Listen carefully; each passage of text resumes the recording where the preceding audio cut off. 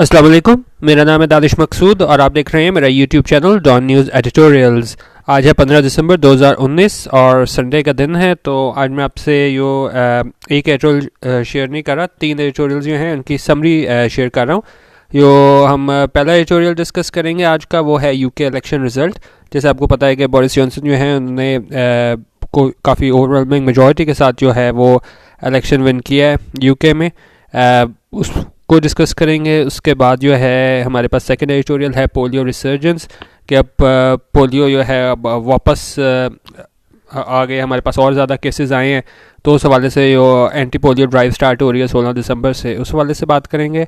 और उसके बाद हम बात करेंगे अनरिपेंटेंट लॉयर्स। उन्होंने कहा इतना कुछ हुआ है, इन्होंने वहाँ पे जाके पंजाब इंस्टीट्यूट ऑफ कार्डियोलॉजी वहाँ जाके हमला किया और वहाँ पे जो है मरीज़ों की जानें भी गई, लेकिन उसके बाद भी उन्होंने कहा कि हमें वो पछतावा नज़र नहीं आ रहा इसमें।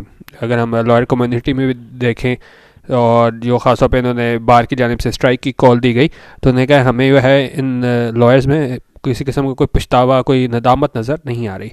चलें स्टार्ट करते हैं। स्टार्ट हम आज कर रहे हैं यूके इलेक्शन रिज़ल्ट से।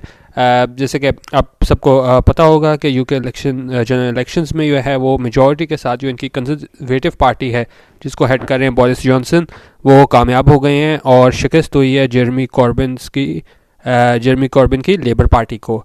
अच्छा, अब इसमें इसको जिस तरह ये हैं हमारे कंजर्वेटिव पार्टीज़ वाले, इनको ये टॉरीज भी कहा जाता है।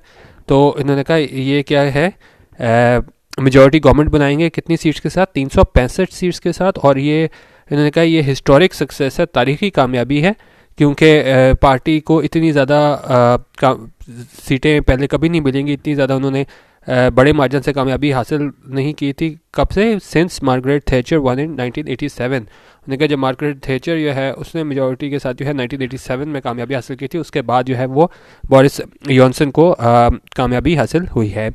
अच्छा, अब उसमें बात ये करें, बेसिकली ये इलेक्शन जो था ये एक तरह का रेफरेंडम था किस पे? ब्रेक्सिट पे। ब्रेक्सिट आप सब लोगों को पता होगा क्या चीज़ है।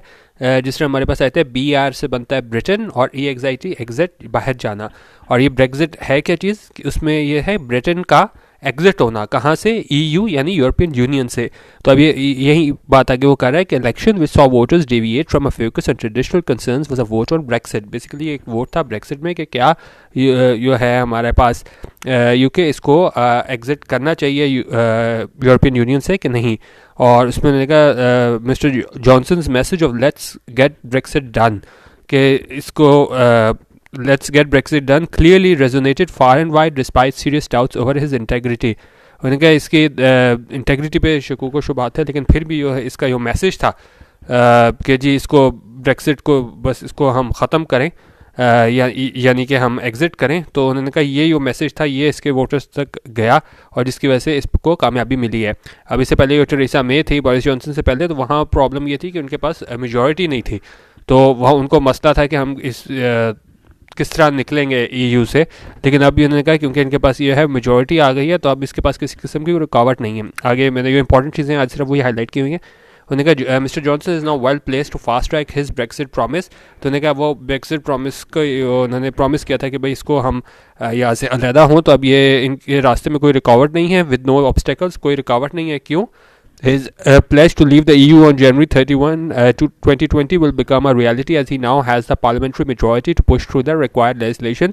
क्योंकि अब इसके पास पार्लियामेंट्री मेजॉरिटी आ गई है। जिस तरह मैंने आपको बताया पहले टेरेसा मे थी, उसके पास मेजॉरिटी नहीं थी, लेकिन अब चूँकि इसके पास मेजॉरिटी है तो अब इसको कोई किसी किस्म का कोई मसला नहीं होगा 31 जनवरी 2020 को EU से लीव करने का। अच्छा, अब उसमें while Mr. Johnson is clear on the departure, he will soon have to begin negotiating an ambitious set of trade agreements with the EU, which will have to be ratified before the post-Brexit transition period ends in just over a year on December 31, 2020। अच्छा, अब इसमें यह है कि जब ये हिस्सा थे EU का, तो इनको काफ़ी ट्रेड कंसेशंस अवेलेबल थी यूके को। तो उन्होंने कहा कि चलें ये तो अब मसला इनके पास नहीं है क्योंकि इनके पास मेजॉरिटी आ गई है, वो एग्जिट तो कर जाएंगे वहाँ से EU से। लेकिन प्रॉब्लम ये आएगी कि ज़ाहिर अब इनके पास ज़्यादा नेगोशिएशन करनी पड़ेगी EU के साथ, कि ट्रेड तो इन्होंने अभी भी करना है। तो और भी वो एग्रीमेंट्स वगैरह इन्होंने करने होंगे ईयू के साथ, तो वो कौन सी मतलब ज़ाहिर है इनको नेगोशिएशन वगैरह करनी होंगी कि अब हम किस तरह करें, क्योंकि पहले इनको काफ़ी कंसेशंस वगैरह मिलती थी। तो वो बात करें कि यो ट्रांजिशन पीरियड है हमारा, पोस्ट ब्रेक्जिट ट्रांजिशन पीरियड, वो ख़त्म कब हो रहा है 31 दिसंबर 2020 को। तो इससे पहले इसको काफ़ी नेगोशिएशन करनी होगी ईयू को कि जी हम पोस्ट ब्रेक्जिट वहाँ पे हम किस तरीके से ट्रेड को लेके आगे चलेंगे ईयू के साथ, क्योंकि ज़ाहिर है पहले तो ये कंबाइन होता था सारा, लोग जब इससे करते थे ईयू से ट्रेड वगैरह, लेकिन अब चूँकि जो है वो ये ब्रिटेन अलहदा हो जाएगा, तो अब वहाँ पे जाके इनको अलग अपने एग्रीमेंट वगैरह नेगोशिएट करने होंगे ईयू के साथ। देखिए although Brexit fatigue and a lack of clarity on the future of the UK's relationship with the EU may have prompted voters, इसमें उन्होंने कहा है कि may have prompted many voters to side with Tories in this election। उन्होंने कहा इसको conservative party को इसलिए भी वोट मिले कि लोगों को ये भी आइडिया नहीं था, लैक ऑफ क्लैरिटी, कि क्लैरिटी नहीं थी किस चीज़ पे कि यूके का फ्यूचर क्या होगा, किस हवाले से, रिलेशनशिप विद द ईयू। तो उस हवाले से इसको काफ़ी ज़्यादा वोट मिले और अब जीत तो ये गया है, लेकिन क्या है, the debate is far from over. हम ये नहीं कह सकते कि सारे मसले ख़त्म हो गए हैं। Focusing on the tedious technicalities of the legislation that will govern the Britain's future trade ties is something that Mr. Johnson and his party will now have to do। जिस तरह मैंने आपको ऊपर बताया कि अब जो जिस तरह ट्रेड टाइज़ हैं दूसरे ममालिक के साथ, ईयू के साथ, तो ये भी इनको नेगोशिएट करने पड़ेंगे। तो सिर्फ ये कहना कि जी इस बात पे ब्रेक्जिट पे इनका रेफरेंडम था और अब ये चूँकि कि मेजॉरिटी में आ गए हैं तो ये वहाँ से निकल जाएंगे ईयू से, तो सारे मसले हल हो जाएंगे। उन्होंने कहा डिबेट यहाँ पे ख़त्म नहीं हो जाती, अब ये ट्रेड टाइज़ वगैरह किस तरह करनी है आगे, ज़ाहिर है कारोबार वगैरह और ट्रेड तो उन्होंने करना है। तो उन्होंने कहा तो अभी इसके मसले ख़त्म नहीं हुए हैं मिस्टर जॉनसन को, और अब इसको वो देखना होगा, उसको फोकस करना होगा किस पे, टेक्निकलिटीज़ पे, किस चीज़ की लेजिस्लेशन की, कि हम किस तरह अपना जो ट्रेड टाइज हैं उनको जारी रख सकते हैं। ये हमारा पहला एडिटोरियल था। दूसरा हमारे पास है पोलियो रिसर्जेंस। अब ये कह रहे हैं कि फ्राइडे को जो है वो इमरान खान ने इफ्तिताह किया है किस चीज़ का, कि 3 डे पोलियो इम्यूनाइजेशन ड्राइव है हमारे पास, उसका उन्होंने इफ्तिताह की है।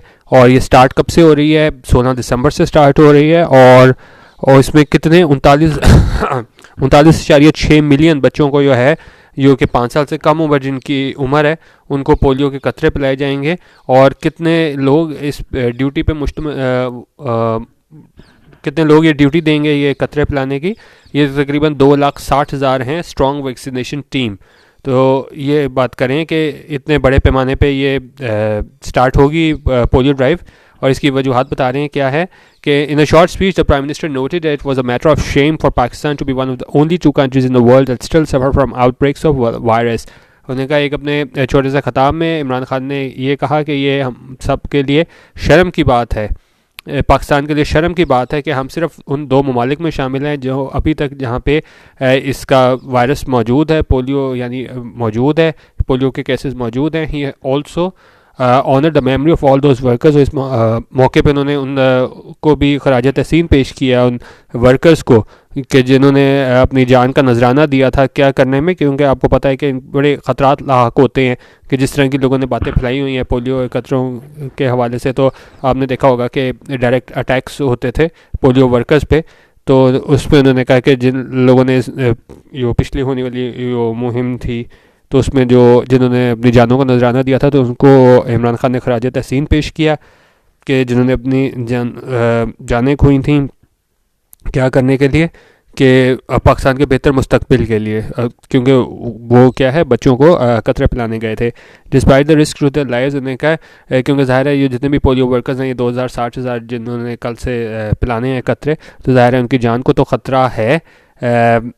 और not too long ago it seemed like the country was in its way to joining the long list of nations that have been declared polio free over the years।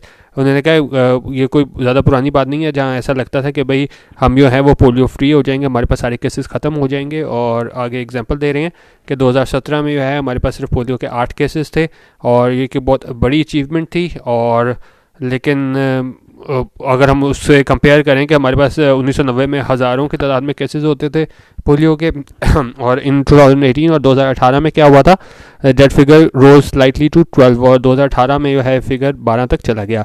But 2019 has not been a good year for anti polio efforts. लेकिन उनका 2019 का जो साल है वो anti polio efforts के लिए ज़्यादा बेहतर साल नहीं है। क्यों? क्योंकि there were few instance of attacks on polio teams. उन्होंने कहा इस पे पोलियो टीम्स पे अटैक भी हुए थे और उसकी वजह से क्या हुआ था, which led to the death of 2 security officials. इसकी वजह से 2 सिक्योरिटी ऑफिशल्स जो है वो शहीद हुए थे एंड वन और एक पोलियो वर्कर भी शहीद हुआ था कब, अप्रैल में। और रीज़न बता रहे हैं कि क्या है कि लोग क्यों नहीं पिलाना चाहते, कतरे माँ बाप जो हैं अपनी औलाद को, वो उसका रीज़न बता रहे हैं कि the refusal rates also remained high. उन्होंने कहा क्योंकि लोग इनकार कर देते हैं कतरे पिलाने से। वजह क्या है? Due to the malicious spread of disinformation, क्योंकि गलत इन्फॉर्मेशन फैलाई जाती है वैक्सीन के बारे में, इन कतरों के बारे में। कहाँ पे? On social and mainstream media और सोशल मीडिया पे जो है वो गलत इन्फॉर्मेशन फैलाई जाती है। And then last month the Guardian's investigation, और एक तो ये है कि गलत इन्फॉर्मेशन फैलाई जाती है और इसके अलावा कह रहे हैं कि गार्डियन की इन्वेस्टिगेटिव रिपोर्ट भी आई थी पाकिस्तान पोलियो प्रोग्राम के बारे में। और उसमें क्या कहा गया था, स्टेट मिनिस्टर ऑफ हेल्थ जो थे उसमें उन्होंने एडमिट किया था कि देयर वाज इंडीड अ री इमरजेंस, के जो पोलियो है वो वापस आ गया है पाकिस्तान में of the vaccine derived P2 virus जो है, उसमें P2 वायरस जो होता है इसका पोलियो का, तो उन्होंने कहा वो वापस हमारे पास आ गया। तो हमारी वो कोशिश थी कि हम इसको पोलियो फ्री करें, तो ज़ाहिर है उसमें हम नाकाम हो गए क्योंकि केसेस में कमी होने के बजाय इजाफा हो गया है। और उसमें साथ उन्होंने ये भी कहा कि 100 जो हैं वो नए केसेस आए हैं पोलियो के मुल्क में, और उसमें 70 से ज़्यादा केसेस कहाँ पे थे? KPK में। In the most recent instance 2 cases from Sindh and 1 from KP have been detected. और हाल ही की अगर हम बात करें तो 2 केसेस हमें सिंध में नज़र आ रहे हैं और 1 KP में। और अगर यही रेट रहा तो it is sad to note that likelihood of yet more polio cases as we prepare for the next year. और ये खदशा ज़ाहिर किया जा रहा है कि और हमें नए केसेस पोलियो के देखने को मिलेंगे। उन्होंने कहा जितने भी ये चैलेंजेस हों, and indeed there are many, और वाकई काफ़ी चैलेंजेस हैं इस पोलियो को ख़त्म करने से, पाकिस्तान से क्या चीज़ करने में, एरेडिकेट होता है ख़त्म करना है, पोलियो एरेडिकेशन यानी पोलियो को ख़त्म करना। The polio eradication efforts eventual failure or success will rest on the shoulders of the current prime minister। उन्होंने कहा कि अब ये हम पोलियो को ख़त्म कर पाते हैं कि नहीं, कि इसमें हम कामयाब होते हैं या फेल हो जाते हैं, नाकाम हो जाते हैं, और ये किस पे डिपेंड करता है? ये सारा डिपेंड करता है हमारे जो मौजूदा प्राइम मिनिस्टर है इमरान खान, तो उस पर करता है कि इसको ये किस तरीके से एंटी पोलियो ड्राइव को लेके चलते हैं और फिर हम इसमें कामयाब होते हैं नहीं। लेकिन सारी जिम्मेदारी जो है वो इमरान खान पे है इस पोलियो ड्राइव की। अच्छा, अब तीसरा एडिटोरियल हमारे पास है अनरिपेंटेंट लॉयर्स। अब ये आपने देखा होगा पिछले हफ्ते सारा जो इन्होंने अटैक किया था लॉयर्स ने PIC में जाके, पंजाब इंस्टीट्यूट ऑफ कार्डियोलॉजी, वहाँ पे तोड़ फोड़ की थी और काफ़ी चीज़ों का भी नुकसान हुआ था। इसके अलावा जो क्रिटिकल कंडीशन में मरीज़ थे वो भी मारे गए थे। तो उस वाले से इन्होंने कह रहे हैं कि वन वुड हैव इमेजिन्ड कि हम ये सोच सकते थे कि जी इन्होंने जो हमले वगैरह किए हैं, when a mob of black coats stormed the Punjab Institute of Cardiology in Lahore, उसमें उन्होंने कहा कि हॉस्पिटल स्टाफ को वहाँ पे मारा गया था, लाइफ सेविंग हॉस्पिटल इक्विपमेंट उसको नुकसान पहुँचाया गया, क्रिटिकली इल पेशेंट्स जो हैं उनका इंतकाल हुआ इस सिलसिले में। और लेकिन उन्होंने कहा ये सब कुछ करने के बाद भी विद सर्टेन एक्सेप्शंस, यानी ज़ाहिर है कुछ वकील थे जिसमें इन्होंने इसको कंडेम किया, लेकिन उन्होंने क्या थे, ज़्यादातर वकील जो थे और बार एसोसिएशंस थी वो उन्होंने बजाय इसके कि जब ये सारा कुछ हो गया कि उसके वो कंडेम करते हैं कि जिन वकीलों ने ये किया है, तो बाद में उन्होंने कहा जो इस जिन्होंने ये सारा कुछ किया उन वकीलों को ज़ाहिर अरेस्ट कर लिया गया था, तो बजाय इसके कि वो कानून का साथ देते तो उन्होंने कहा कि भाई आप इनको जो है वो रिहा करें। और उसके बाद ये भी इन्होंने किया, और इसके अलावा इन्होंने नेशन वाइड स्ट्राइक की कॉल दी और इसमें उन्होंने थ्रेट किया, इंटिमिडेट किया कि ज़ाहिर है कि जी तमाम लोग इसमें शामिल हों। और इसमें कुछ जो वकलात थे, मेरे ख्याल में कोई 60 के करीब थे, इसमें उन्होंने बार की रुकनीत भी मुअत्तल की थी और वापस बहाल कर दी गई है, तो क्योंकि वो उस दिन उसमें अदालत में पेश हुए थे। तो कहने का मकसद यही है कि जी इतना सब कुछ करने के बाद ख्याल किया जा रहा था कि शायद उनको कोई पछतावा हो, लेकिन ऐसा कुछ नहीं है। और साथ ये कह रहे हैं कि sadly aside from chief justice Asif Saeed Khosa, उन्होंने कहा आसिफ सईद खोसा ने तो थोड़ा इसको कंडेम किया था ये सारे वाक़े को, लेकिन उन्होंने क्या है इवन इसके अलावा उन्होंने कहा कि ज़्यादा लोगों ने वो नहीं दिखाया अफसोस और पछतावा नहीं दिखाया, और जिन लोगों ने इसको कंडेम भी किया वो उन्होंने दबे लफ्ज़ों में किया, यानी कि condemn the violence did so in muted language citing provocation on the part of certain PSC doctors. उस पर भी उन्होंने कहा कि नहीं भाई, वो पीएससी के डॉक्टर्स के प्रोवोक करने पे लॉयर्स ने ऐसा किया है। तो यहाँ पे ये बता रहे हैं कि this amounts to defending the indefensible, यानी आप जाके किसी को मार दो और उसको ये लोग डिफेंड करने पे लगे हुए थे, तो ये ऐसा ही है जैसे आप डिफेंड कर रहे हो। This amounts to defending the indefensible. और मेन इसकी लाइन ये बात कर रहा है कि under no circumstances can an attack on a hospital be justified. उन्होंने कहा हम तो मतलब किसी तरह भी हॉस्पिटल पे अटैक जो है उसको जस्टिफाई नहीं कर सकते, लेकिन ये सारे वकील, बार एसोसिएशन और सीनियर वकला यही करने की कोशिश कर रहे थे। एडिटोरियल का जो है वो मेन सब्जेक्ट यही है कि इन लोगों को किसी किस्म का कोई पछतावा नहीं है। और साथ ही उन्होंने पहले लॉयर्स की बात की और फिर साथ डॉक्टर्स की भी बात की है कि भाई जो हाँ ये लोग जिस तरह इन्होंने कानून को अपने हाथ में लिया, उस तरह डॉक्टर्स भी जो हैं तो वो एग्जांपल्स दे रहे हैं कि किस तरह इन डॉक्टर्स भी स्ट्राइक करते हैं और इसकी वजह से भी जानों का नुकसान होता है। अब होता क्या है कि जी चाहे वकील करें एहतजाज, डॉक्टर्स करें, मरता गरीब बेचारा मरीज़ ही है, वो बात करें। और साथ उन्होंने एग्जांपल्स दी हैं कि earlier this year doctors and paramedics एक इन बलोचिस्तान वेंट ऑन स्ट्राइक। एक तो उन्होंने कहा कि बलोचिस्तान में वो स्ट्राइक इन्होंने की थी, हड़ताल की थी for no less than 50 days, 50 दिनों के लिए, during which OPDs in the provinces government run hospitals remained close. और इस दौरान क्या हुआ था, OPDs वहाँ पे बंद रही थी। और उसके अलावा एक ये बलोचिस्तान वाली एग्जांपल दे रहे हैं, फिर कह रहे हैं मंथ लॉन्ग स्ट्राइक कहाँ हुई थी, इन पंजाब हुई थी, एंडेड इन नवंबर ओनली, और वो ख़त्म हुई थी नवंबर में। और वो ख़त्म कब हुई थी, only when the Lahore high court issued an order to the effect कि लाहौर हाई कोर्ट ने ऑर्डर इशू किया था, फिर जाके वो स्ट्राइक ख़त्म हुई थी। और इसके अलावा तीसरा ये वाक़या बता रहे हैं कि सितंबर में क्या हुआ था, वायलेंट क्लैशेस हुए थे, कहाँ पे, ब्रोकआउट इन पेशावर, और वहाँ पे पेशावर में हुए थे क्लैशेस किसके दरमियान, between the police and doctors protesting over a controversial piece of legislation. तो इस कानून जो बनाया गया था उस पर इन्होंने ये क्या किया था, प्रोटेस्ट किया था, तो वहाँ पे क्लैशेस हुए थे। तो ये 3 वाक़यात बता रहे हैं कि एक तो वो लॉयर्स के इन्होंने सारे बताया कि इसकी वजह से गरीब लोग मरीज़ जो थे PIC में वो मारे गए थे। उसके अलावा उन्होंने कहा ये 3 वाक़यात भी थे। तो ये क्या थे कि जब डॉक्टर्स होते हैं वो हल्फ लेते हैं, डॉक्टर बनते हैं, तो उन्होंने कहा ये उसकी खुल्लम खुला खिलाफ वर्जी है। तो rampage at the PIC too began with thuggish behavior by medical professionals at the hospital। अच्छा, अब लेकिन सारे मसलों में, चाहे वो लॉयर्स हो चाहे हॉस्पिटल ये डॉक्टर्स वाला मसला हो, तो मेन मसला किसको आता है, जो आम आदमी होता है उसको। इसको मैंने नीचे हाईलाइट किया है, इसको देखें।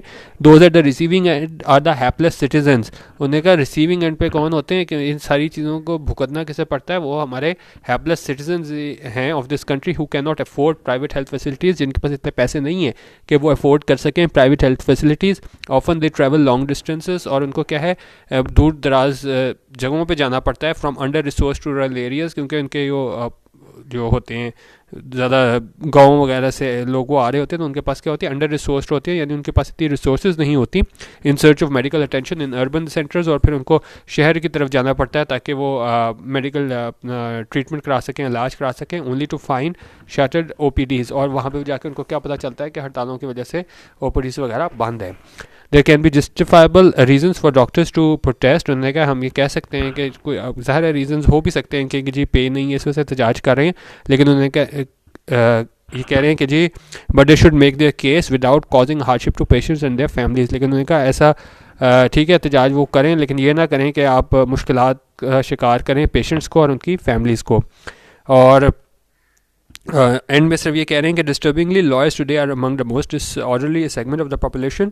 Senior advocates have demanded a judicial inquiry into Wednesday's attack. उन्होंने कहा कुछ सीनियर एडवोकेट्स जो थे उन्होंने डिमांड की है कि जुडिशियल इंक्वायरी हो किसमें ये वेडनेसडे को अटैक हुआ था, विच इज़ फेयर इनफ। उन्होंने कहा ये फेयर इनफ है, इसमें हम देखें ताकि तमाम हक़ाइक़ हमें पता चल जाएँ।